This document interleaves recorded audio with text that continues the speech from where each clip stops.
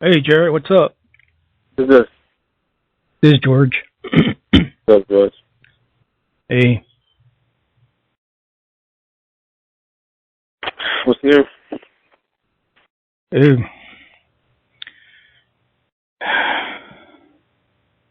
So what's new? I was asking you. Oh, me. Yeah. Not much. Not much. I'm just thinking about what's going on over there in the Middle East. I guess everybody is. You know, Well, what are you thinking about the Middle East for? Why? Well, why were you thinking about the Middle East? Well, the only reason is because, our president wants to get involved. And if he gets involved, then that means everybody gets involved. All this, everybody over here is involved somehow. So it's going to affect us. That's why. Right? I mean, that's the way I look at it. Mm-hmm. Yeah, people at work, they talk about it, and I tell them we shouldn't be, it's none of our interest. We shouldn't be over there. We shouldn't even be thinking about what's going on over there. But, President Obama wants to be over there. Well, I don't know. You're looking at it still in terms of different body politics and what we do and our decisions. Like this is just an ancient plan. It has nothing to do with if Obama wants to be there or not. He's just playing a role and he's just going out there. It's all like was written about, planned long ago. Yeah, well, it's going to cost. Well, I'm thinking it's going to cost us, either through the higher, cost of food or cost of living is going to go up. So it's planned. That doesn't mean we cannot alter that plan somehow. At least that's what I'm hoping for. I mean, I heard that we're all living by a script and they planned it, way ahead of time. But got to do something. What do you think? I don't know. I look at it kind of different. Most people. I'm not looking at it really like first of all, I haven't been watching really closely what's been going on with Libya and Egypt. And I take a peek here and there, and I see that these places will all be. I look at it like this: like you have all these places which will all be like destroyed for whatever reason. Like the whole thing that happened in Japan. Like in my area, I see that whole thing being set up like for New York to be like basically flushed down the toilet. So do you think you think that was just only the beginning? What? You think that tsunami that hit Japan is only the beginning? It's begun long ago, but yeah, it's not going to stop there. Europe is going to be next. Africa.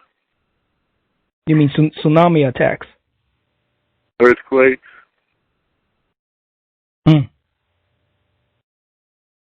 Well, we'll see what happens. Yeah. America is going to happen here in the United States. Yeah. Yeah,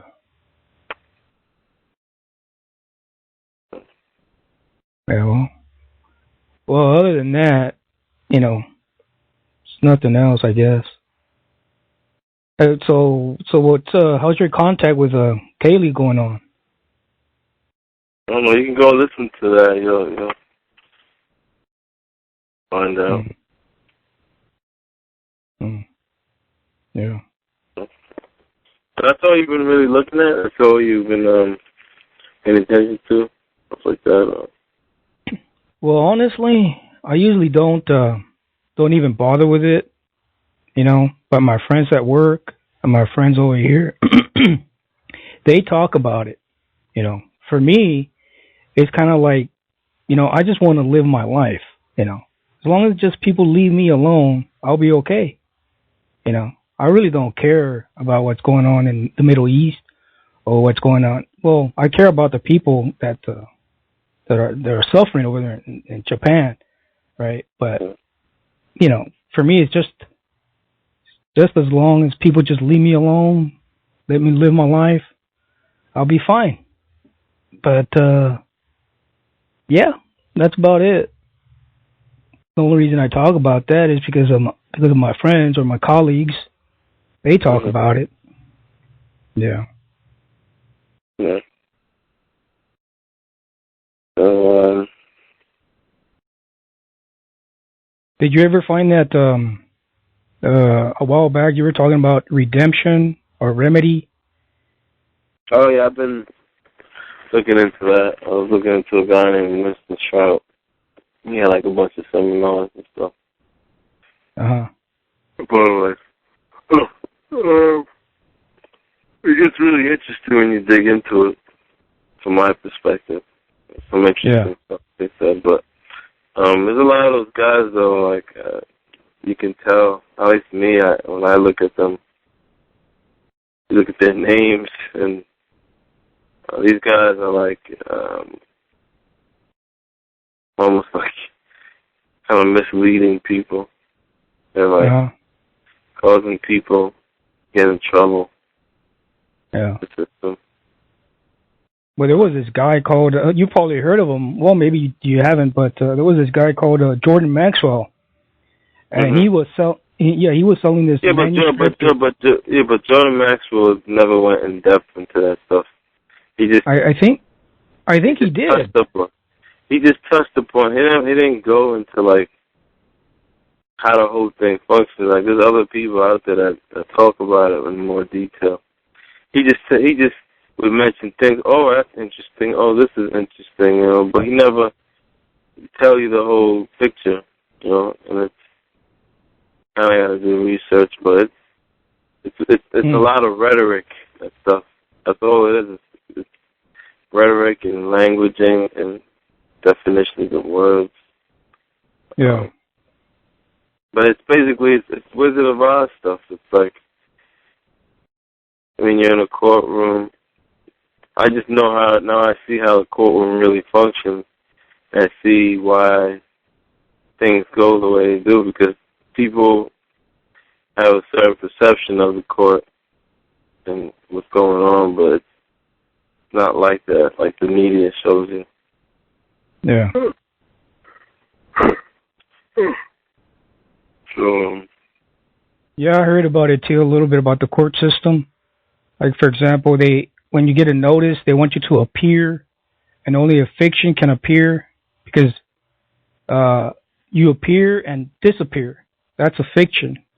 So they're calling for the fiction, which is all capital letters, your name, your ID, which the ID was created by the government, and since the individual took it as their own, and when the government calls that person, that fictional person, to court to appear, then that person individual unknowingly goes to the court, and the judge calls that person to appear and says, George Rubio, are you here?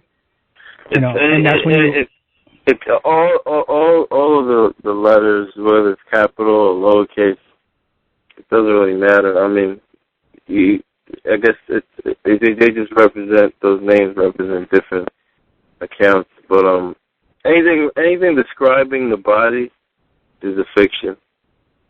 That's what it kind of comes down to. Anything that's describing the body is a fiction. What you really are, your soul, your id, all that stuff, is nameless. Yeah. When you use a name, describe it, you're going into illusion. So, everything in the courtroom, what everybody represents in there is fiction. Everybody in there represents a corporation. And the corporation is, they usually say corp. It's just dead. It means like corpse, like a dead person. It's the thing, a corporation is not alive. The only thing that makes it do anything is people. So, like, basically your name, you're saying your body, your vessel is like your private property. And you have rights to that private property. It's your private property. So, like, when people, I don't know, going into and explaining all that stuff, it could be kind of confusing. But, so, like, when you go into court and they call you to come to court, they just want you to give them a name, basically, usually. Just like, they just want a name. Like when you go a cop pulls you, they just want a name so they can tax that name. But you don't have to give them a name, but you're not supposed to refuse them. You're not supposed to argue, and you're not supposed to ignore. It's the whole thing of like conditional acceptance, because it's all about like honor and dishonor. It's like laws of a Navy ship. So everything you do, it's like, so when you're in an admiralty court, everyone's guilty. There's no such thing as innocent. I'm not guilty. People have that misconception of not guilty or innocent, whatever. It comes from common law. But since the country went bankrupt, it basically like they call it HJR, House Joint Resolution, and they basically like eradicated common law. And so everyone's guilty. They're saying that that's like, because the whole courtroom, everything, a lot of stuff is based in the Bible, and it's like in I think Matthew or Paul, they said, "For all have sinned who fall short glory of the Lord," or something. And basically it's saying to say you're not guilty, just look in the mirror and say you're not guilty. Everyone's guilty. Nobody's. That's the premise to you. Everyone's basically a sinner, as they say. So, you're supposed to plead guilty in court to the facts. So, you always be guilty to the facts. But then there's a whole process of doing that, and then it goes into this whole sovereignty thing, and basically it's all about like just controlling. Instead of when you go inside a courtroom and letting them run the courtroom, you have to control the courtroom. And it's a bunch of stuff, man. I think it's like a lot of nuances. Have you ever heard about the challenging jurisdiction? What about it? I think I know. Well, there's this. What I heard, what works. Of course, most people won't try it. Like you're in court, and then the judge starts talking. Right? You get up and say, before we go any further, I hear challenge jurisdiction. I want you to prove that you have political jurisdiction over me, And then the judge, if the judge doesn't comply, you just keep repeating that. And then you say, if you don't show me the proof, I'm out of here. And then you're supposed to turn around and walk away, walk out. Now the judge is going to try to tell you stop. But if you stop, if you stop, that means he has jurisdiction over you. But you just continue walking out. Now I heard that most of the time, well, not most of the time, but some of the time it works. They just walk out because the court has no jurisdiction over you, right? But sometimes they do take you in because they're assholes. They'll take you in, they'll lock you up, and then they'll bring you back to court. You have to continue saying, hey, I challenge jurisdiction, political jurisdiction, and you continue doing that, and it works. Yeah. Again, it's just like, see, with that whole stuff on the internet, like you see people say, it's a process you gotta go through with that stuff. It's like you have to go through a certain like process, like I've heard that that story too. But it's like a process. It's like it has to do with bonding yourself and bonding the judge, and and settling whatever the issue is privately. Well, the there's like two worlds in that, and that's the way this thing works. Is two worlds: the public and private world. The way I understand it, and when you're in a public court, you have no rights. You don't have rights. So you can have evidence and give it in to the clerk, which is public, and the judge doesn't have to look at it. See, the whole principle, the way I understand it, is that the 13th Amendment says neither slavery nor involuntary servitude shall exist in the United States. Therefore, the courts or the government have to prove that you volunteered into servitude. That right there, the 13th Amendment. Well, you do volunteer into servitude because it's all contract law. It's offer and acceptance, everything that you see. So when a cop goes up to you and pulls you over and says, "May I see your license and registration?" and you comply, you say, "Okay, here's my license." That's if a cop comes to your house and says, "I have a warrant for Jorge's arrest," and you say, "I'm Jorge," you just agree to come let him arrest you, and that's how it is. They offer you, and you can counter offer. It's all about offer and counter offer, and there's ways of handling those situations. But most people's perception and their nature is used against them, and so it's not that the cops know this stuff, just that they know they know people, they know who they can push around. So, I was in court the other day. I was in there, and I wasn't complying, but I wasn't refusing, and I wasn't arguing. And then, like, the judge was just like, they do all this acting, like, because they know exactly what they're doing, and they'll do all this shit, and they'll try to make you feel uncomfortable, get you nervous. But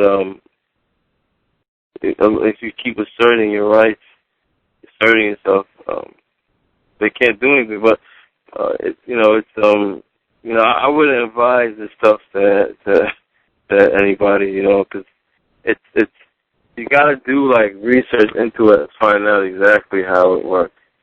Like I wouldn't just say do this and you're gonna be free, because you gotta know the whole thing. Yeah. It takes time. Well, yeah, I wouldn't do it myself either. I mean, besides, I don't get in trouble, so I don't need to do it. But the thing is, my opinion, I think this country was built on sound principles, but these principles are hidden. Like I was saying right now. Yeah, they're hidden. It's because lawyers wrote those. Like the whole when they wrote the Declaration of Independence, they were all attorneys. These people. Like for example, what I learned was that the first Constitution of the United States was rejected. The commoners didn't want the Constitution. That one. They didn't want the United States. They just finished fighting. The British. They just won their freedom, and here a group, the founding fathers, trying to impose another, government, and the commoners didn't want it. So they rewrote the Constitution, and they added those Bill of Rights, and Constitution was basically drawn up by a bunch of Masons. As a real, when you look at the Constitution, it said, I think it was Thomas Jefferson that said, like, it will only work in an agricultural society, and as soon as they went into industrial society, it would alter the whole thing.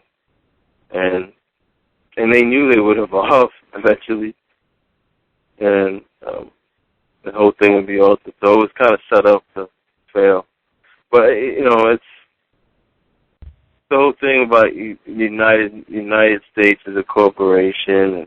If you claim to be a United States citizen, that means they own you, type of thing. So yeah, it gets interesting when you look into it. When what I learned was that when a person becomes a U.S. citizen, he falls under the jurisdiction of the United States government.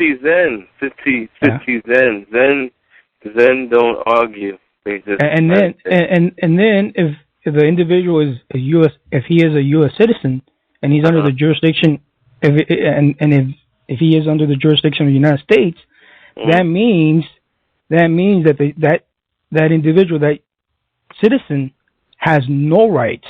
He has privileges. So he's under the jurisdiction, under the complete authority of the United States, and the United States can do whatever. It's supposedly, like, what it means to be a sovereign is to basically, like, govern yourself. But, like, when you choose to be a citizen, you're telling them that you want to be a child and you want them to take care of you and everything. So now you hear these so-called patriot movement crying out that they are U.S. citizens. Well, they read the Constitution, it says they have privileges, they have no rights. But they're even signing affidavits saying they are U.S. citizens. So that means they're under the jurisdiction. You could be a U.S. citizen if you want. You're always free to do that. That's the only freedom you really have. You're free to choose who you want to serve. Anyway, I choose to serve creation. I don't serve Creator or God or any corporation. I don't willingly do that. And that's what this all stuff comes down to, man. From signing your signature to using their language, using words. It's all about, because the body has reality, and inside the body has reality. And by you speaking into a word, a dead word, it's dead. You're willing their will by breathing your reality, breathing yourself, using your energy into that word. When they send you, like, debt collection, all these things, those things are all fictions. It's like they don't exist. Like when they send you debt, like inside the debt they draw the amount of the balance. The balance is like inside a box. And there's like this rule, it's four-corner rule they call it. It applies in the courtroom. Whatever is inside a box doesn't exist technically. And so it's like this whole thing. And the only thing, so when they write you, like, give you a bill or whatever, then you write on it. You signing it, you give it validity. It's absolutely fiction until you sign on that piece of paper. I heard about that. And so your blue ink is like, because, but what you do is certain, things around that, I guess. But you got to know, like, the history of, like, where it all comes from and what you're actually doing. Yeah. I mean, speaking about currency, I always keep hearing that the U.S. dollar is gonna, plummet. It's gonna crash. There is no like money as you think. It's all, we're in a bankrupt nation. Bankrupt. That's why we operate under these laws are all those rules and stuff. With this commercialism, it's kind of like it's a bankrupt. They were set up for like a bankrupt society. So like there is no money. It's just debt that you're seeing. But when you use that money, you're just saying, okay, I owe more money. You know what? One time I heard Kissinger. It was an audio tract. I heard him say that the illusion will become a reality. And the way I understood that is that they're giving out an illusion, the New World Order, the collapse of the United States, all this stuff. That's the illusion. And when I heard Kissinger say the illusion will become a reality, I'm thinking, wait a minute, maybe, just maybe, some of it is propaganda. And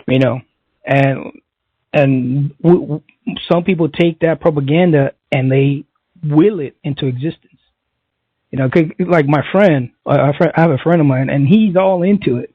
You know, and I keep trying to bring him back. You know, hey, you know, it's not true. We're not. Well, for me, the way I see it, we're not there yet.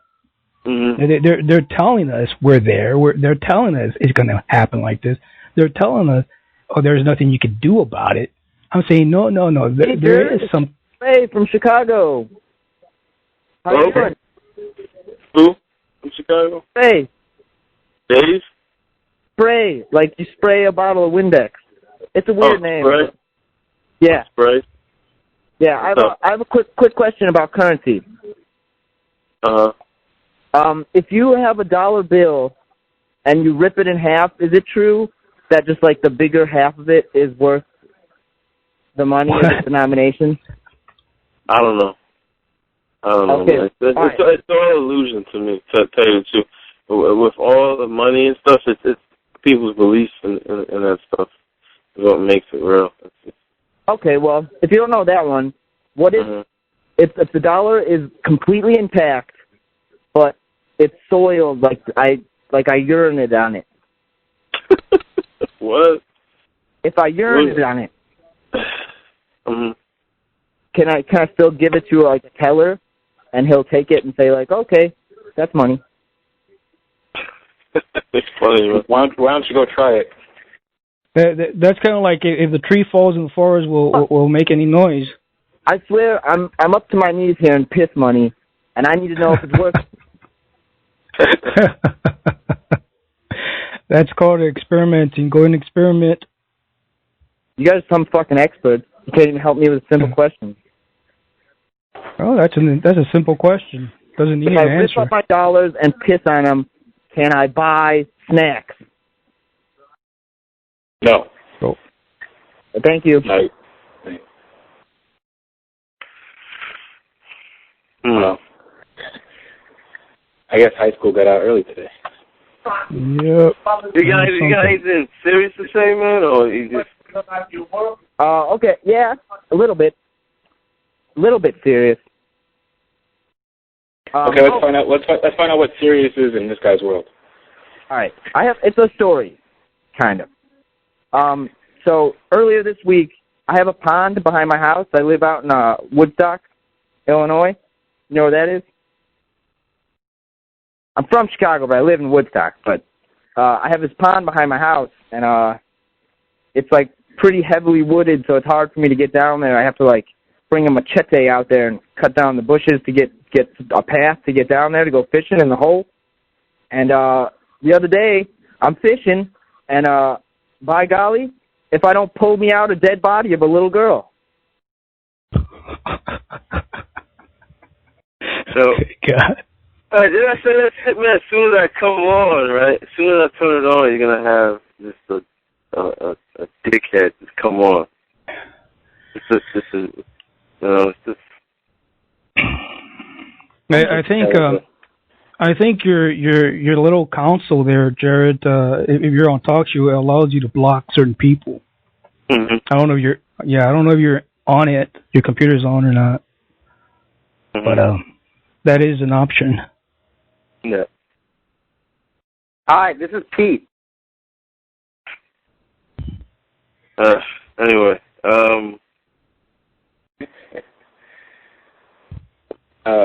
So yeah.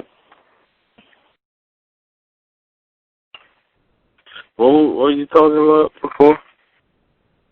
Your friend or something? Yeah, we were talking about currency. Kind of lost track. Yeah. No, that's right. The illusion. We were talking about the illusion, how it's manifesting into reality.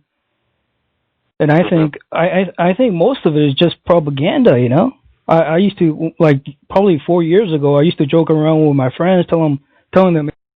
Hi, this is Pete. Hello? Hi, this is Pete. Pete from where? I'm Pete from Chicago.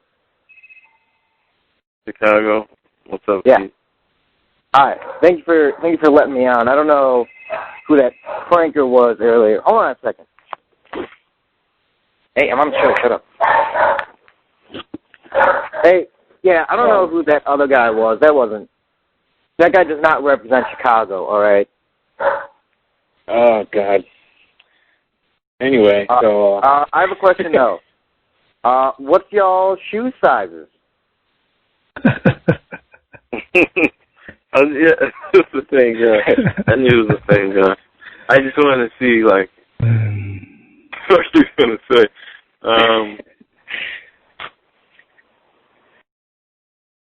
Yeah. He could tell you your shoe size after he pulls your shoe out of his ass. Yeah. Hmm. Anyway, that's what he's doing on a Saturday night. So.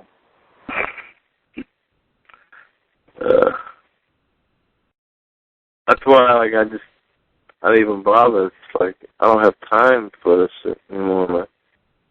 It's like crunch time, man. It really is like crunch time, like. Yeah. Tell me about it. America's about to be fucking done with, man. And actually, the area he's shoe at sizes is now. pretty bad, dude.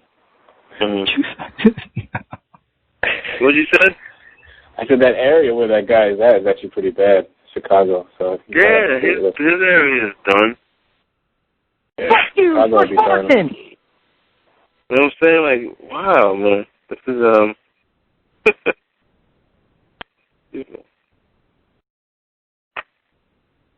Oh, hold on a second. Hold on a second.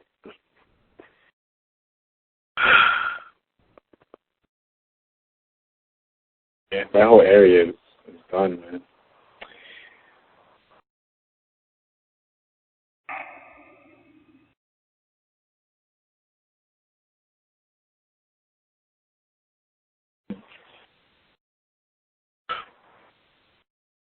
Shoe sizes now. Give them.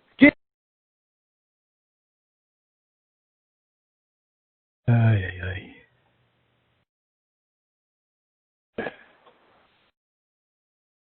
Yeah, so.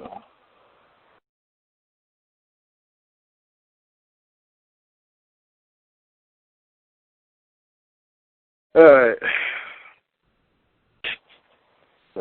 Oh, welcome back. Yeah. Shit, man. Like, I don't think I'm gonna have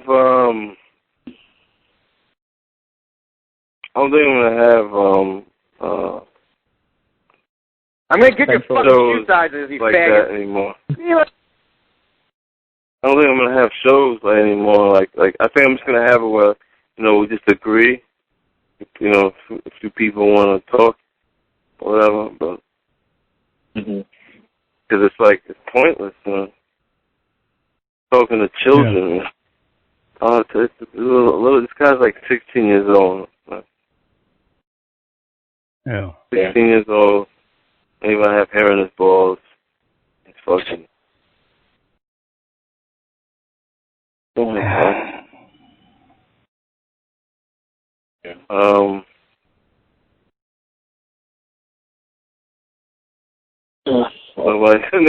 Nobody's saying anything. No ideas. No. This is Blake. Give me your shoe sizes. Now.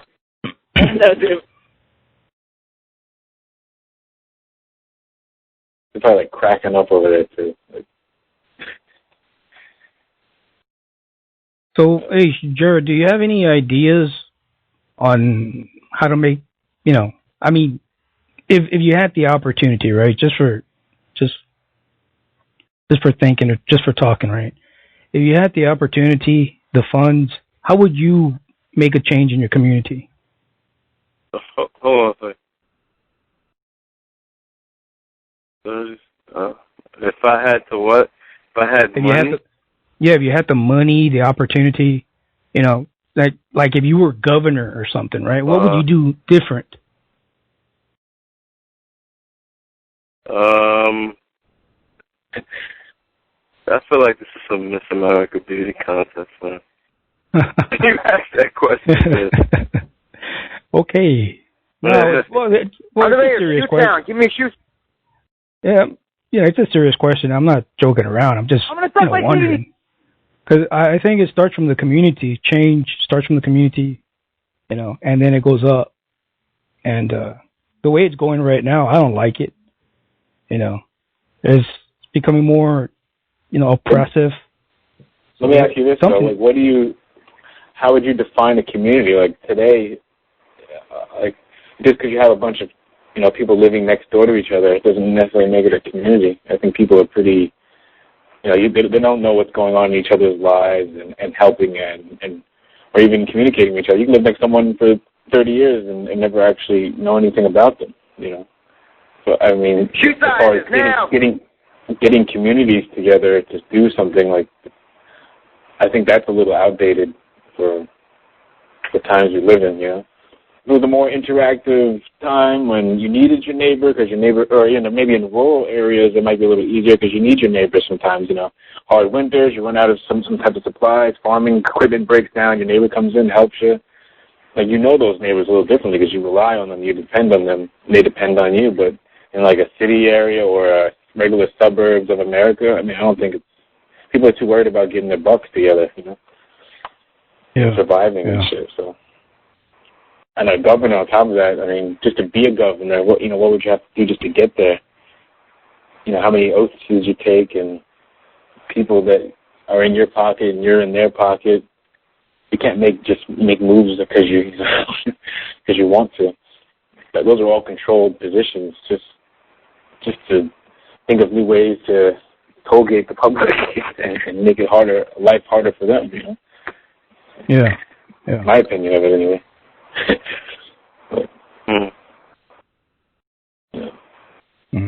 What's on the call? Yeah. Hi, this is Blake. I need your fucking shoe sizes. Blake. Ay.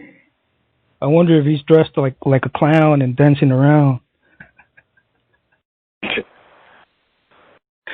That's how he sounds like a clown. Yeah. I just had to. Somebody else. My kid Don wanted to come on. I just sent him the thing to the show. Yeah. Oh, Don. Yeah.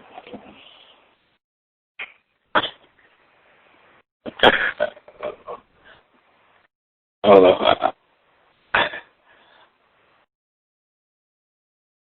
I find the only people really I can talk to really about this stuff is just like 4 people I know, you know. It's like everybody's just on some I feel like I'm in that show, that movie. Yeah. Yep. Hello? What's up? I just wanted to come on really ghetto. Yeah. Ow. What's up, man? What's up? So, who else is on the call? George and Okay. No Dog. Okay, what's going on, brothers? What's up? Yeah. We're just, talking about basic shit. Sounds good. So you checked out that site, right? You looked at that site. What did you find? Yeah, I looked at it, but I'm ordering the book. Well, you ordered the book? Really? Yeah. Why would you do that? Why not? The website that I sent you had enough. It didn't seem like they had enough information. They have videos and everything on it. They have videos. Hold on, let me look at that. We're on it right now because when I first put it into Google, the only thing that came up was like that book thing that I sent you. Yeah, you can go on the website and you'll find you can go on YouTube and just type in there's like a few videos on it. Oh God, hold on.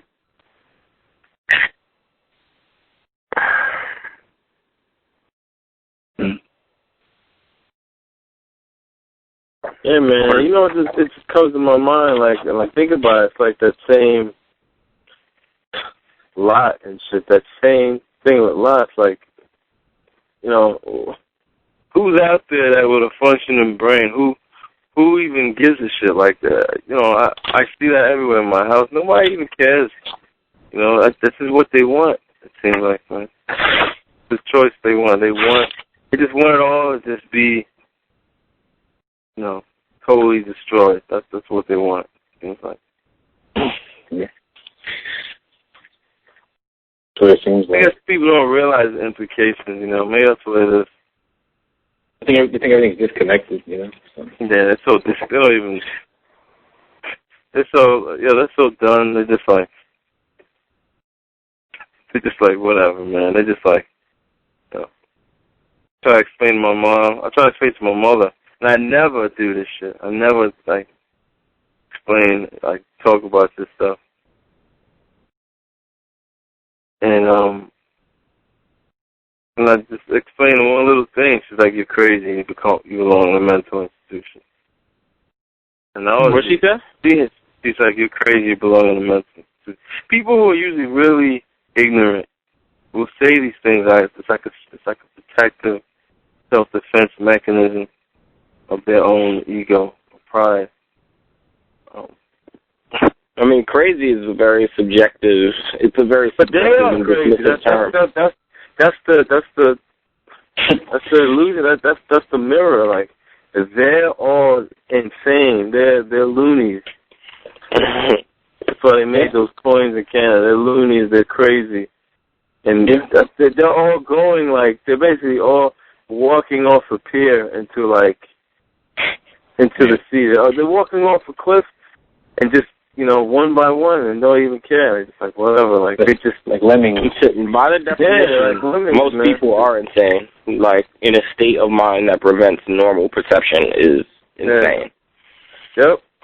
That's why these guys, they've made us like this, and they're like, we can't, to that and their point of view, they're like, you can't run anything. You can't control your own life. You guys are children. You need somebody to do it for you. And some people are happy to do that. Control your lives for you. Yeah, that's socialism, right? Perpetual childhood. Yeah, that's kind of what that is, right? So socialism is perpetual childhood. That's a very, very, very interesting, quotable term. Mm-hmm. Yep. That's a good way. I'm going to say that next time. I keep getting into debates with this socialist kid, and it seems Huh? He gets he'll argue and be like, well, this is free. That's free in socialism. School's free. What does that mean? School's free. What are you saying? School is pointless anyway. What do you, why do you care if it's free if you don't have a job from being in school in the first place?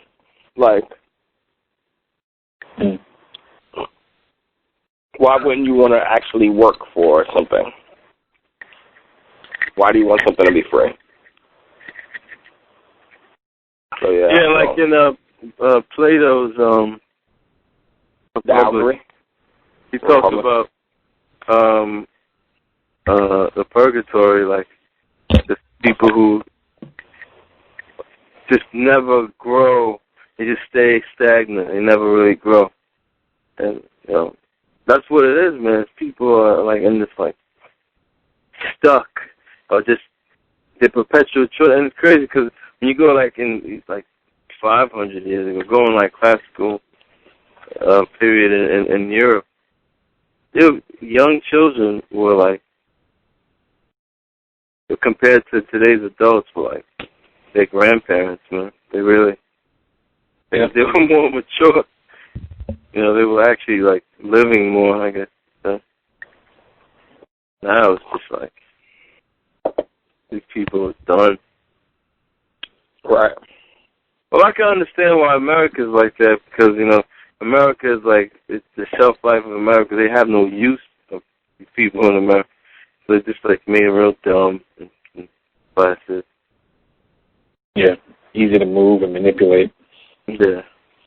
Yeah, back then in those times around. Back then when you're talking about it was different because you act differently and you learn differently when your survival depends on it. When if no one else is going to do it but you back then. So yeah, you had to learn all that stuff, so that makes your mind grow in a different way. You act differently and learn differently when your survival depends on it. Yeah. What do you mean by that? Survival? How would you attach Like, what do you mean when you're, like, learning in itself? How do you attach learning? Like, learning what? Like, you mean, like, how to start a fire? Well, just think about, like, if you're in charge, if you're given certain responsibilities at an earlier age, because all right, now you're grown, you can pick up a hammer, swing it. You know, you could do this, you can get all the horses trained and fed, like, you're taking all these different, for instance, on a farm, because everyone pretty much had those, not everyone, but, landowners had them back then. When you're learning those tasks, your childhood is kind of cut short because you're doing things. You're building your own chairs. You're carving this. You're fixing this. You're pretty much just self-reliant. So that makes you whatever. When someone who's 25 in our day and age is starting, just coming out of college or something like that, and then their life is basically beginning at 25. Someone at age 9, 10, 11, that's when their lives were starting. 13, that their lives were starting then. So it's a big time difference that they have to grow. So I'm not saying that they were all brilliant and, but if you listen to some of even some of the writings or read some of the writings from people back then, or, the ages that they composed certain things. Yeah. Oh, yeah. Right. To control, You were a man at 13. You're not a man at 21 because you can drink a beer, Right. 13, that's when you had hair down there. It's pretty much that was your initiation. So. Yeah, that's interesting.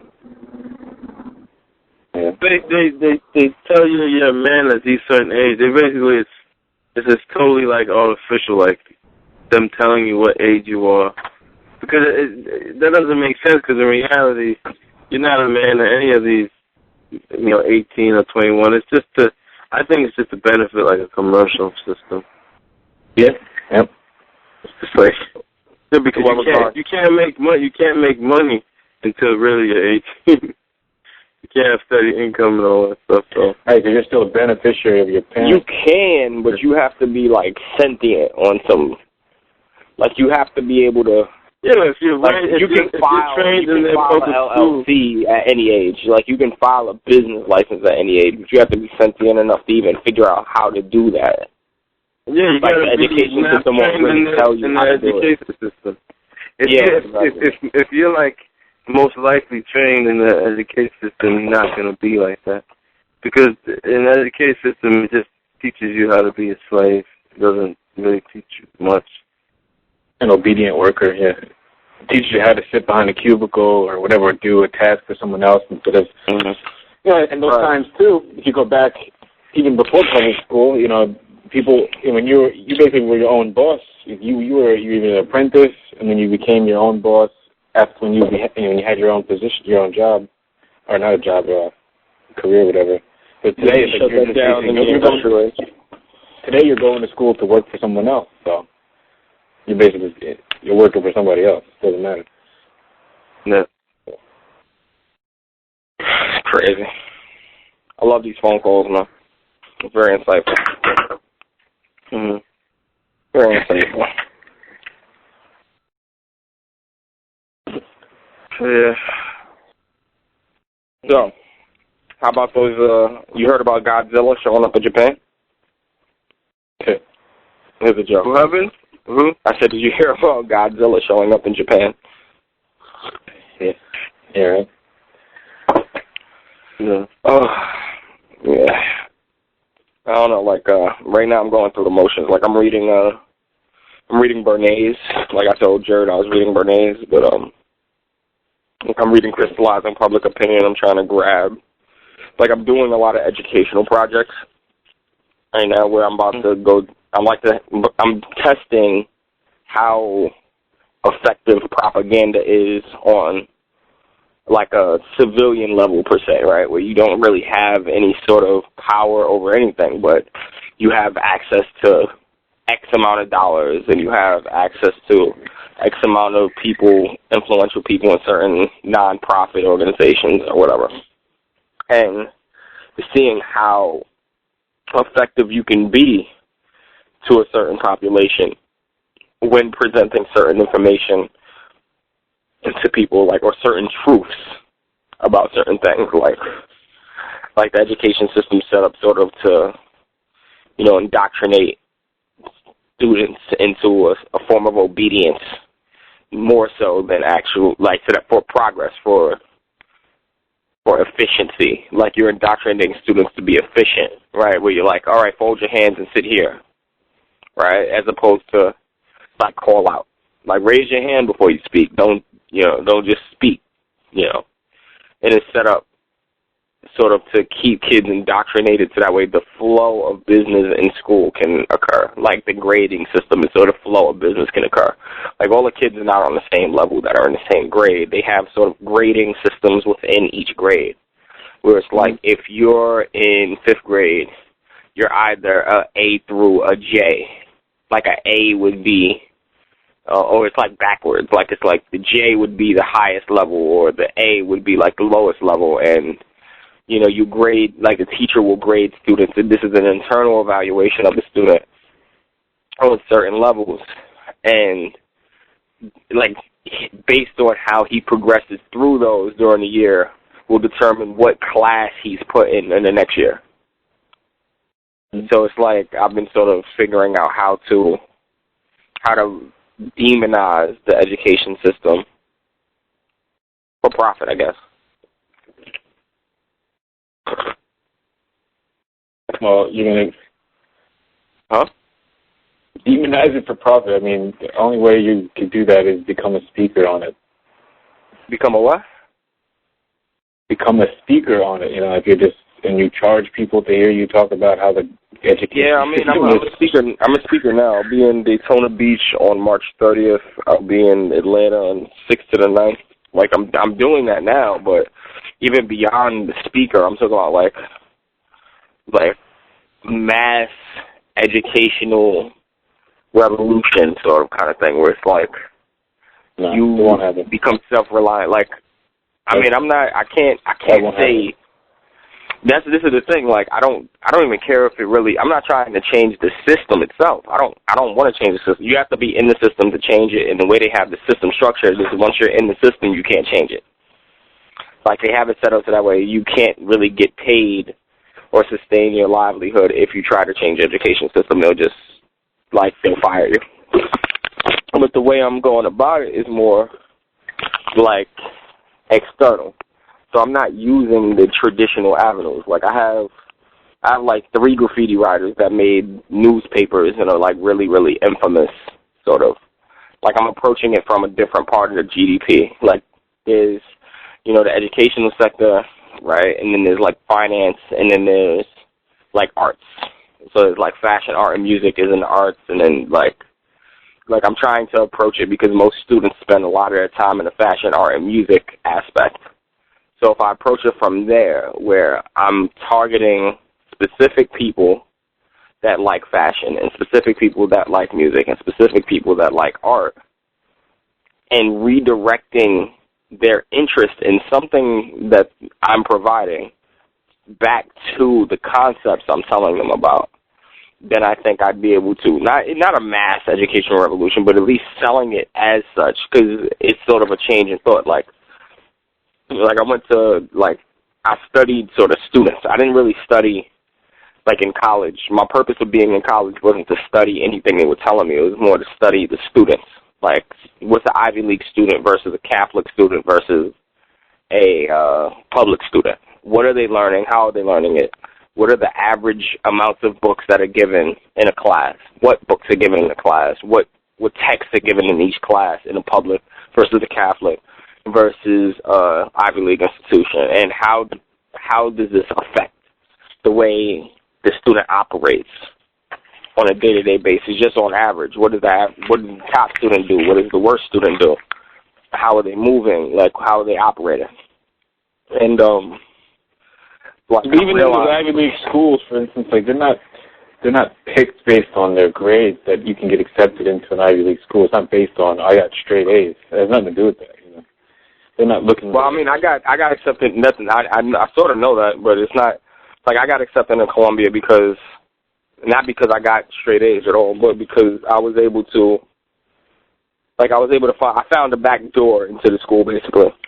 Like, I didn't finish high school, so I went to like a community college, and I was able to do certain things at the community college that allowed me to get accepted into the Ivy League. I walked away with a really large scholarship too, huh?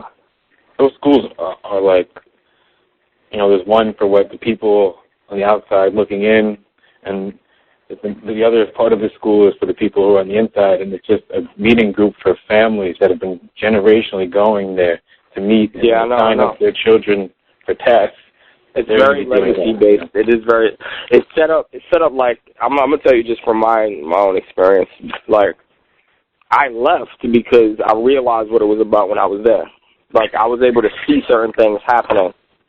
You'll be in the same, like, mind you, even if you're on both sides of the fence, you're in the same classes, right? So let's say you're a minority student, poor family, you get into Columbia, versus a rich family that's already there, right? That's been there, legacy-based in families on the board of trustees, and a kid's there. So you'll be sitting next to this dude in class. Now, the things that I noticed that are different are, like, the kid that's there, like, without being legacied in, he literally has to do 4 or 5 times the work as someone who's legacied in. Those fraternities are set up where you'll be an upperclassman. You took your 1,000 and 2,000 level courses. They go up to 4,000. So you're in there for 4 years. So it's 1,000, 2,000, 3,000, 4,000. So you took your 1,000 level course. You took your 2,000 level course. You have notes. Now, mind you, these courses don't change because the professors are experts in the field. So he's not changing his tests. He's not changing anything. Everything's exactly the same. The texts are the same. Everything's the same. So when the kid that's upperclassman has all these notes, and then somebody else from another family or whatever goes in the same fraternity, does their pledge, whatever, he has access to all that. Mind you, he's not the only person in the class that's in that fraternity. So there'll be 2 kids. So there'll be 2 younger classmen and 2 upperclassmen, and then there'll be 2 sorority chicks that are underclassmen and upperclassmen in the same class. There's 60 students in the class. 4 of them will all be connected because, like, the way the sororities and fraternities work is basically like a, how you say it, like, they're like family. Like, there's the brothers and then there's the sisters, per se, of one fraternity. So it's females and dudes, but they have 2 separate organizations. And they work together. So the chicks will stay in class, the dudes will leave. The chicks will be the ones taking the notes of whatever was missed from the last class or added in. So the professor might add in extra, 1 extra thing to the class. Mind you, they already have the notes from the last class. They have the tests from the last class. They have the grades from the last class or the graded tests.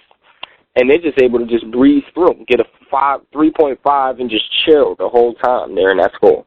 Mind you, if you come from like a poor family, you're not in legacy them, so you don't have access to any of this.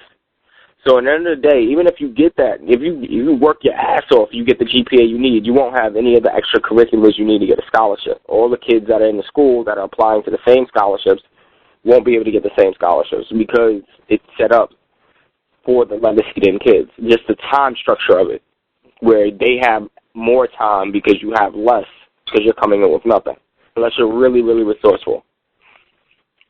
So it's like I've been just sort of cataloging and journaling this for a while, like how there in Fordham, Columbia University and Fordham University, and like a public college, like just figuring out how or what the differences are. So I've been journaling like the dialogues I have with people, faculty, the dialogues I have with my work itself, the dialogues I have with my body while I'm going through all this, the dialogues I have with just my mind in general, like dreams and shit like the, yeah. Huh? So, I just want to address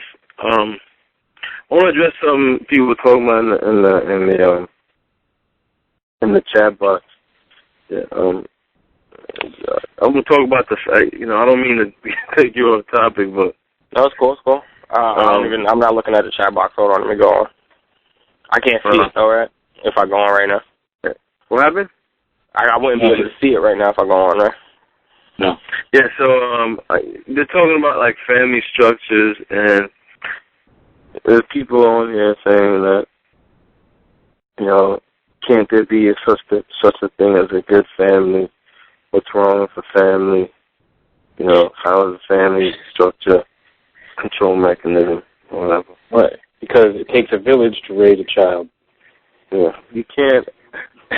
You have a mother and father, and that's not how nature intended it to be. Well, a mother and a father, or with whatever amount of children they have. That is not the way it's meant to be. And I guess, I don't know, I'm trying to figure out how to go about explaining that. Maybe you could say something and I could just pick up, please. Yeah, because it's, in earlier times, you had, like I said, we were talking about before, you had communities and villages that were relied on everything. So that child would go around to the village, all the different members, say there was 12 or 13 of them, and they all knew a specific task, right? So he would spend, or she would spend that time learning each of those tasks to help the village, one, how to make boats, how to make bow and arrow, how to hunt, how to sew, how to make your shelters, So, and then once they learned that, then they knew how to do everything, and then they picked whatever part they wanted to stay in, So if you needed that whole village, and the whole village did actually raise your child, you got more of the world by talking to someone who's, or so many different perspectives, as opposed to just a mother sticking with it. That all came out of religion and stuff, trying to get everyone together to control it. It's easier to control two people, and then you have a mother usually controlling the father and the rest of the family, by her guilt and whatnot. But so it was basically a matriarchal clan society, and men and women lived on different sides of the community, and the women were the ones who had the power, and it was better off like that. But then there was a group of people who lived aside of a man or woman, and they basically manipulated people. And you can't have to have a person, two people raise a child is too much work for those two parents to do.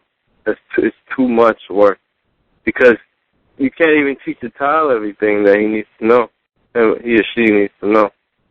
And in our family structure, it's based off of a patriarchal type of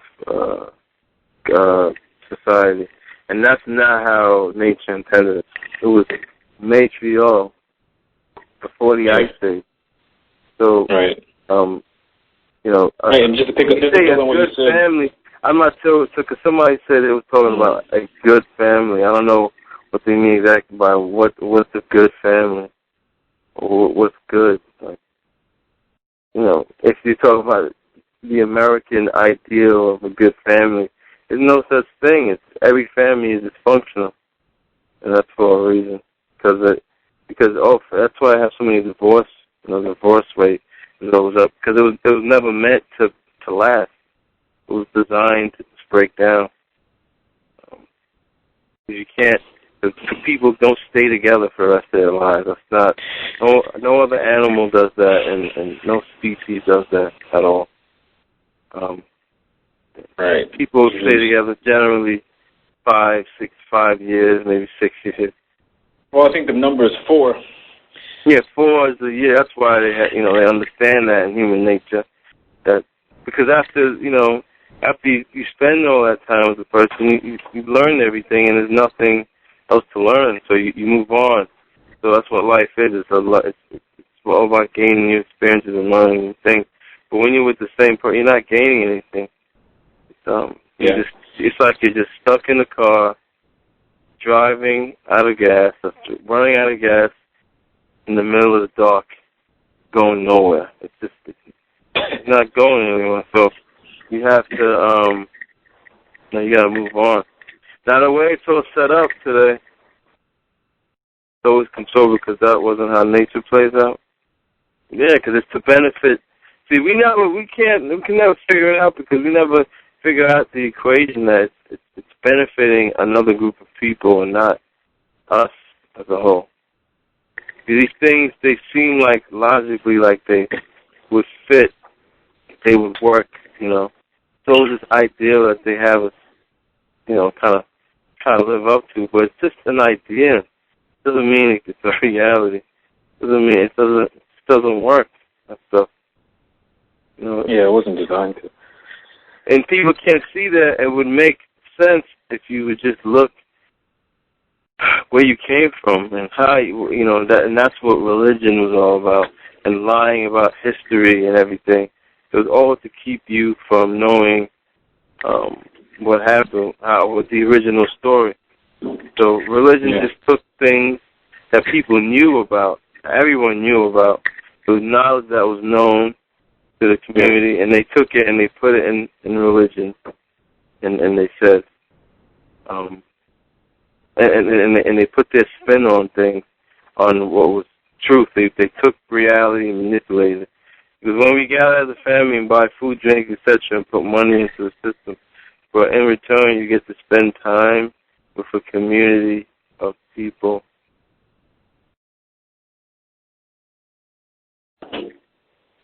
It's a double-edged sword, but community of people who get along is not a bad thing. Hey, people get along, but like it's just the way the whole structure is set up.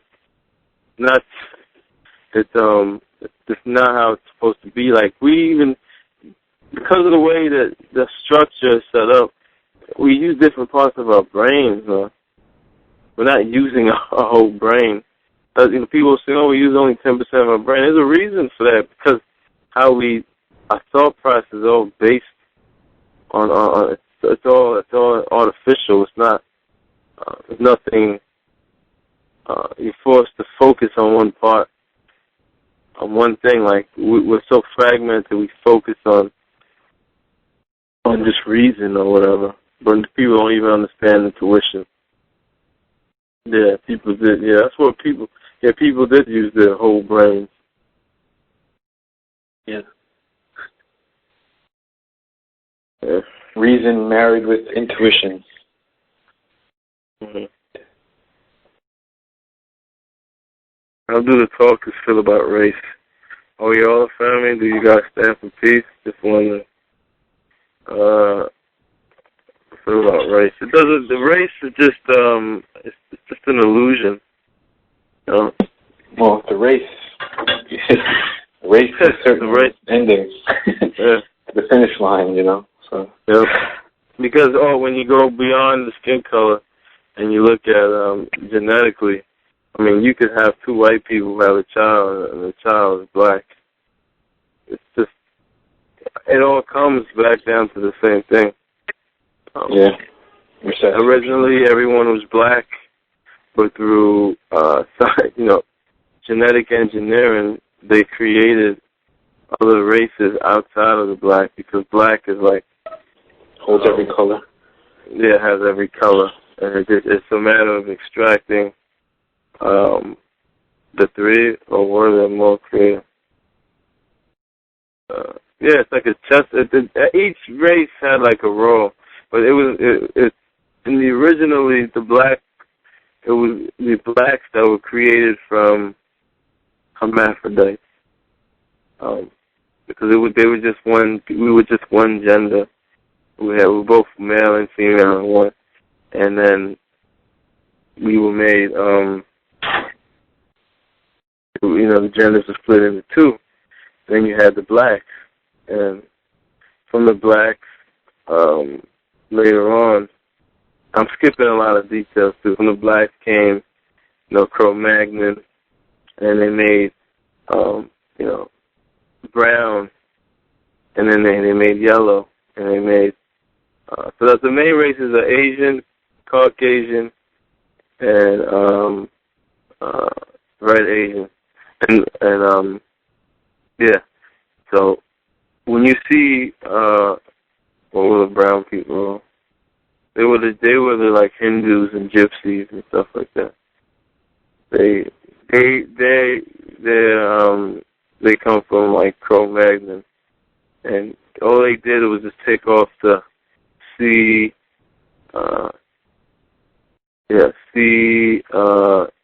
and the G-O-N off of Cro-Magnon, and then they became Roma, and Roma they roamed. They traveled,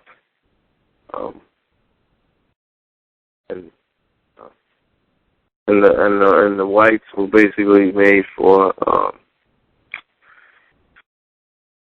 to go into outer space, and that, and that's why he set up America, and that's why and they're basically they're like brains, but now it doesn't matter now because everybody's mixed in.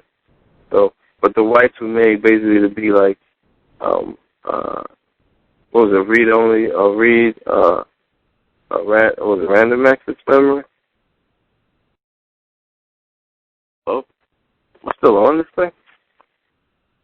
Hello? Okay. Yeah. So the whites were like, the whole Renaissance period, was all about thought was oh, you want to hear about you should type in Glen Kealey, right? And on Google Video, because it's a lot of stuff, man. It's a premise, and I'm skipping so much shit. And what you do, you go on that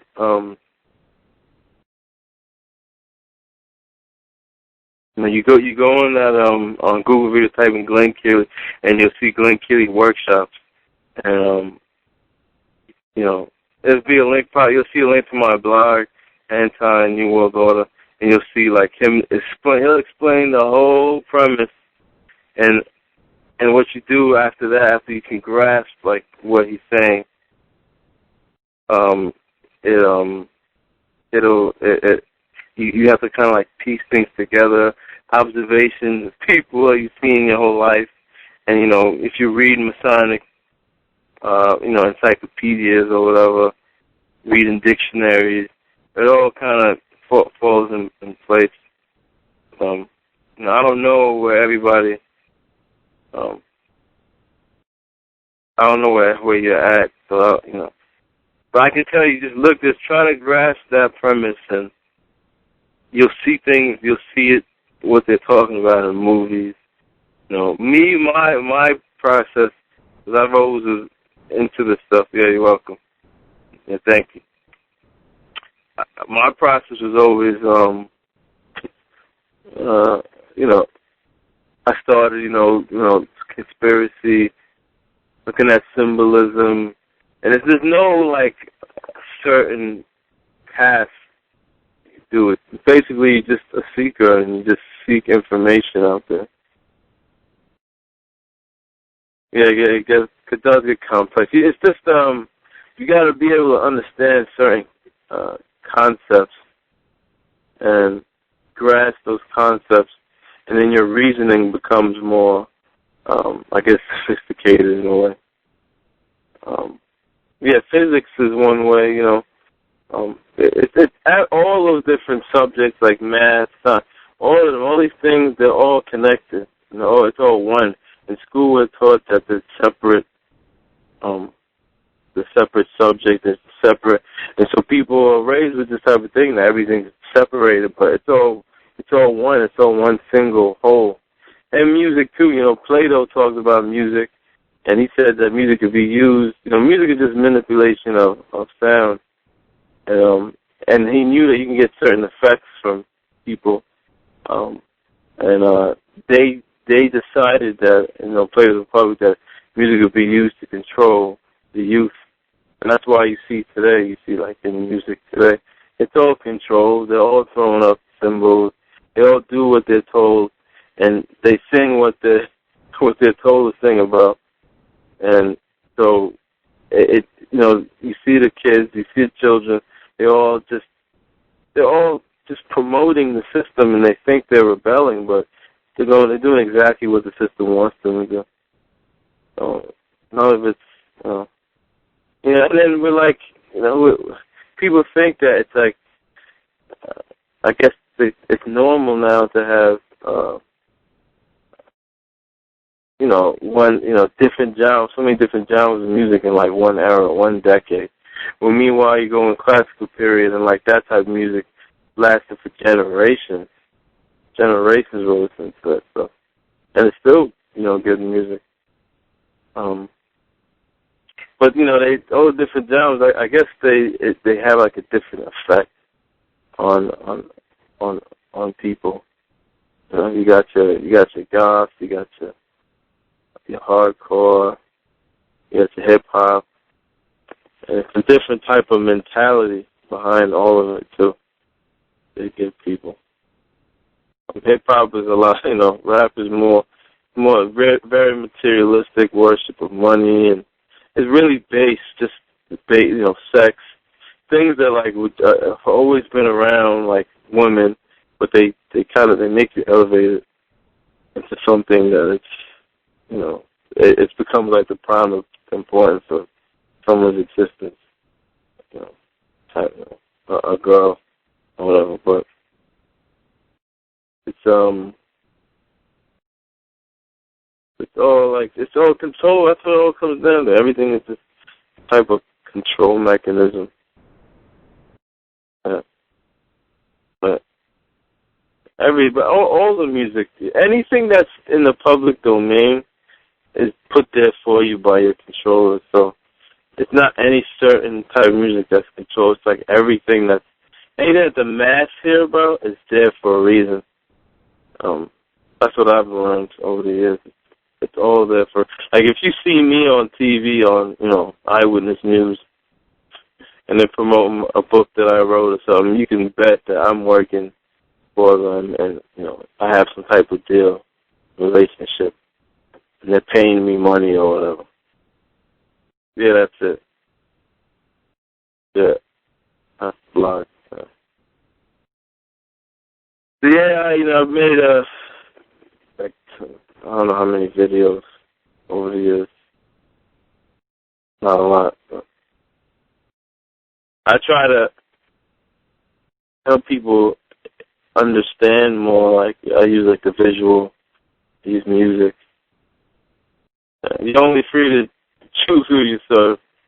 You're only free to choose who you serve because that really is the only freedom. And I think, from anything that ever wasn't intended for the masses breakthrough, you've been making a lot over us. So I just started uploading again. Because what it was when I was uploading, it was, every time I would upload a video, I would get a virus on my computer. And I just couldn't go. And, Paul, I don't know if Ant told you, but he would, I paid him sometimes to help fix the computer, and I would go to him, and no lie, like a month later, the computer would just get a virus, the whole thing break down. And he's like, what are you doing? And it wasn't what I was doing, it was what people were doing on my computer. Every time I would upload a video talking about this stuff, they would just shut me down.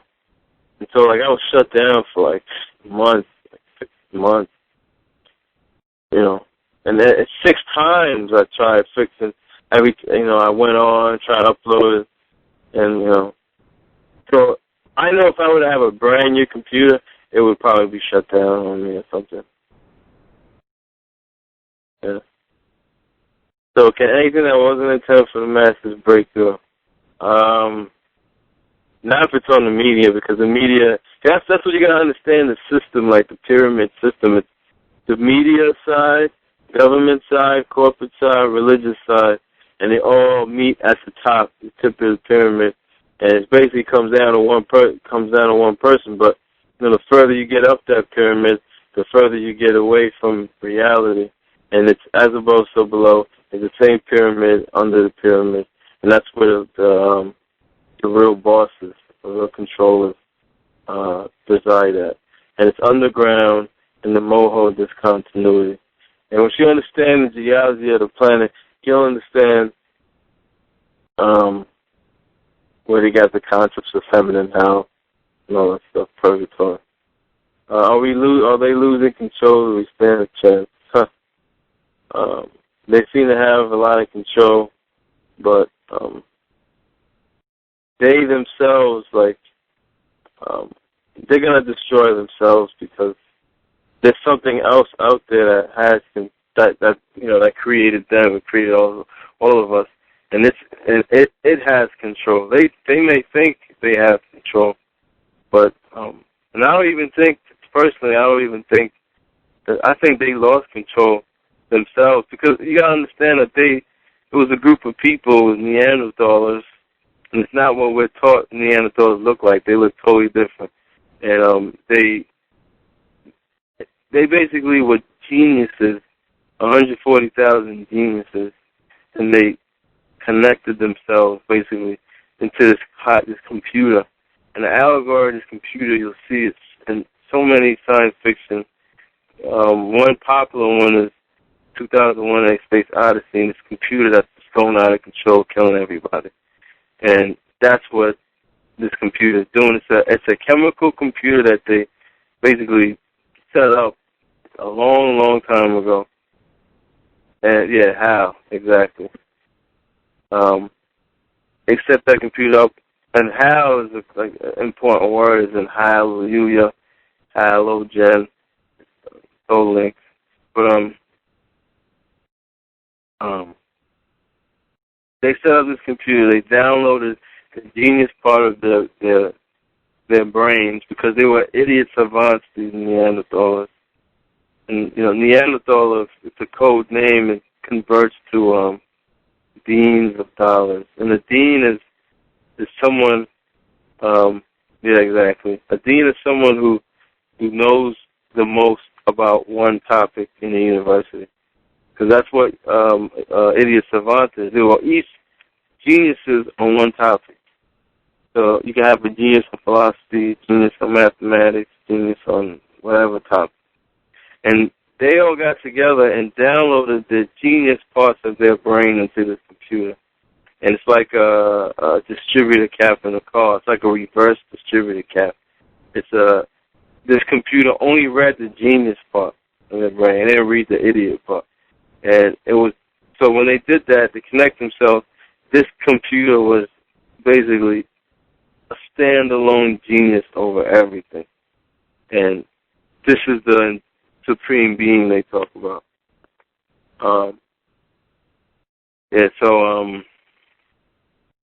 Over time, though, this computer basically said, it saw them, because these guys, they do absolutely nothing except give orders. And, it's the same concept as like you become more scientifically advanced, you lose a lot of things physically. Like you invent a spoon or a fork, you start losing teeth and things like that, because you're not using them anymore. And that's what happened to them. They basically were so advanced, their whole jaw collapsed. They don't even really use their mouths anymore. They probably, I think they communicate telepathically. But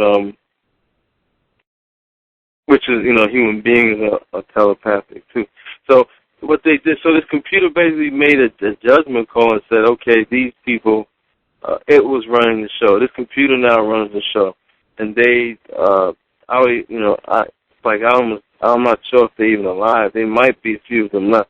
But this computer's running everything, and it's running on a program that they programmed it with, that they programmed this computer with.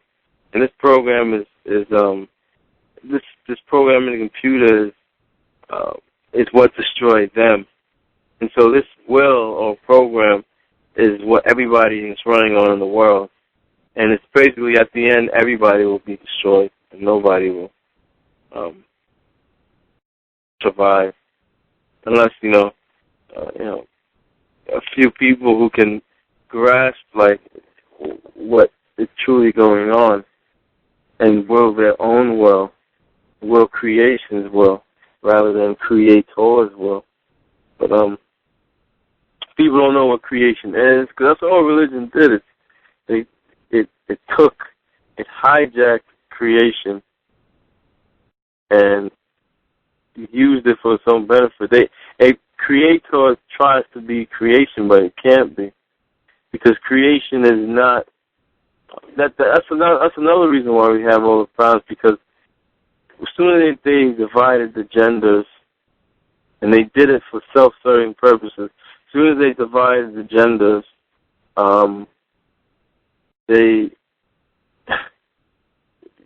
they basically knocked everything out of its proper timing. And if you live within the fourth dimension as they do, you don't know what the perfect timing is. So everything is based off of that. It's like a timing belt. If the timing belt is off, then the whole structure is useless. So they live within the fourth dimension, so they don't know, like, everything that they did is, like, altering human beings. That would have happened probably naturally, like, because when you leave it up to nature or creation, it knows the perfect time when to change something. It chooses that because it knows that. Because it doesn't live within fourth dimension. It lives within probably, like, fifth or sixth dimension. So, I don't know. It may sound confusing what I'm saying, but it's easier for me to explain it when people have a basic understanding of what's going on in this stuff. Because I guess the level I'm at, I'm not at the level where you see everybody in the conspiracy world. But everybody in the conspiracy world is talking about, like, what's the media, what's this hub?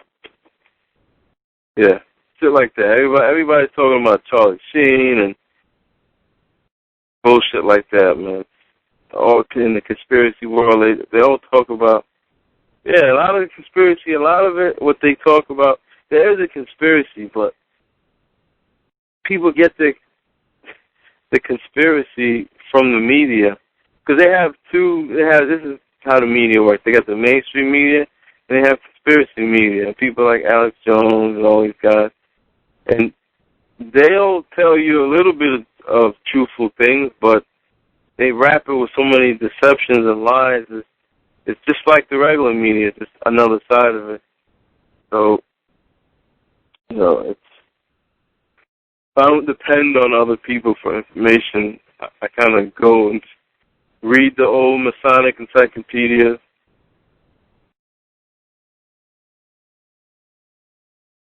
Yeah, you can read the old Masonic encyclopedias printed before 1914.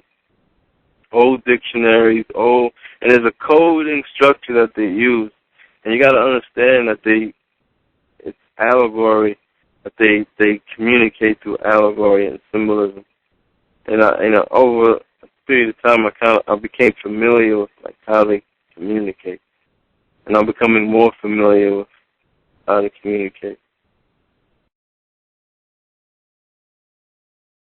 Yeah, that conspiracy theory show, if you see it on mainstream TV, you can, with Alex Jones, and these guys they're all part of the conspiracy themselves. They're not on your side. Most of the stuff on History Channel, all of it basically, is a spin. It's just, if you understand the premise of everything, and you watch that, and you'll see the truth from that, you can take that, but, like, I wouldn't come to a conclusion watching those shows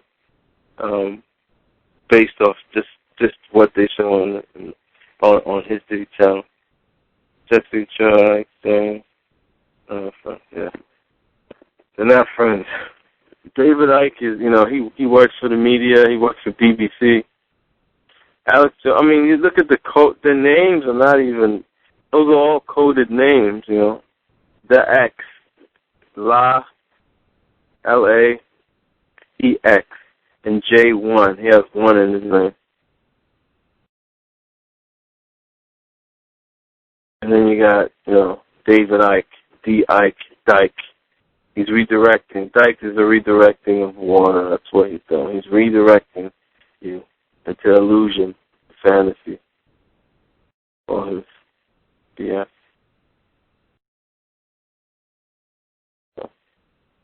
Yeah. Yeah, it's off deception.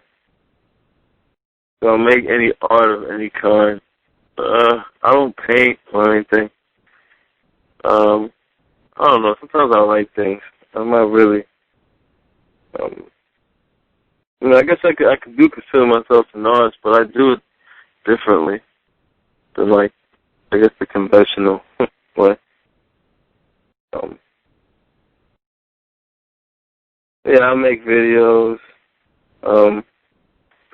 call me like philosophy type person or something, or I know, I guess I'm into like, philosophical stuff. I don't know, it's hard to define myself to other people. So when I do something, when I make a post or a video or just a regular, I do it. I try to do it creatively. Try to express myself through it. Yeah, exactly. Yeah. So I use I don't know. I understand the art. I like art, like, as far as when I look at, like, say, art, like I like surrealism. That's pretty interesting because when you understand like what's really going on, like, I mean, you look at surrealism or surreal art painting, like Salvador Dali, or what's it say? There's so many of them, or the surrealist directors, or just many directors. You see, they put all this stuff about the conspiracy into their movies. They actually communicate with each other with their movies, and they use allegory. It's really interesting once you catch on to what they're saying. I usually try to make videos with this stuff, but I can't put every movie I see. For some movies, you gotta watch the whole thing. Yeah. Talk shoes. This.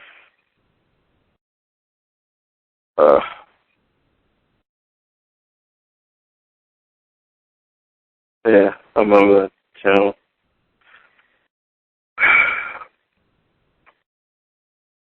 Oh, back in the days.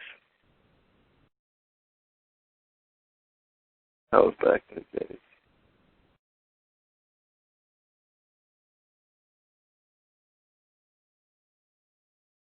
Yeah, I seen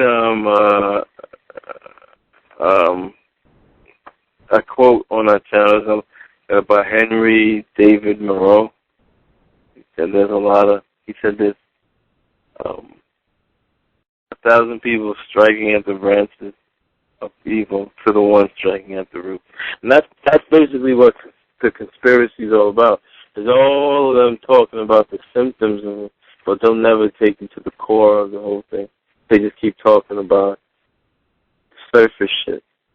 They don't go to the roots of things. So that's what I did. I basically decided to go get to the bottom of shit. Yeah. I don't know. I don't know if anybody has any other questions. I think I'm gonna go. Anybody has any other questions? Because I'm not usually, I don't even like talking to myself.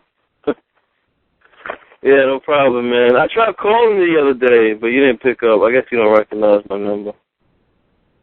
Yeah. See you. All right, man. See you guys later.